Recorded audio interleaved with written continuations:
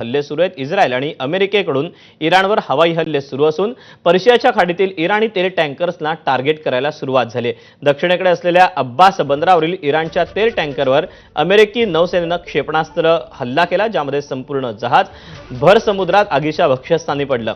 तर इस्रायली सेनेनं इराणी बंदरावर हल्ले चढवलेले आहेत। अयातुल्ला खामेनींनंतर त्यांचे उत्तराधिकारी बनलेले इराणचे सर्वोच्च नेते मोज्तबा खामेनी यांच्याबाबत एक माहिती समोर आली।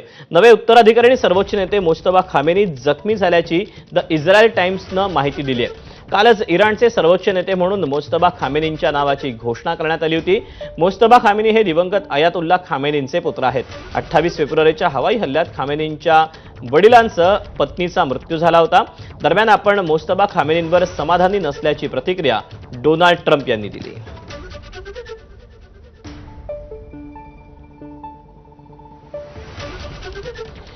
अयातुल्ला अली खामेनी यांचे हे दुसरे पुत्र आहेत। 8 सप्टेंबर 1969 रोजी इराणच्या मशाद इथे त्यांचा जन्म झाला। कोम या शहरात त्यांनी धार्मिक शिक्षण घेतलं आणि मध्य श्रेणीचे धर्मगुरू अशी त्यांनी कामाला सुरुवात केली। 1980च्या दशकात इराण विरुद्ध इराक युद्धात IRGC मध्ये त्यांनी लष्करी सेवाही केली। इराणच्या सत्तेत आजवर औपचारिक पद न घेता पडद्यामागून त्यांनी सूत्र हलवली। IRGC आणि इराणी सुरक्षा दलांवर त्यांची कमालीची पकड आहे। कट्टर पुराणमतवादी नेते अशी इराणमध्ये त्यांची ओळख आहे।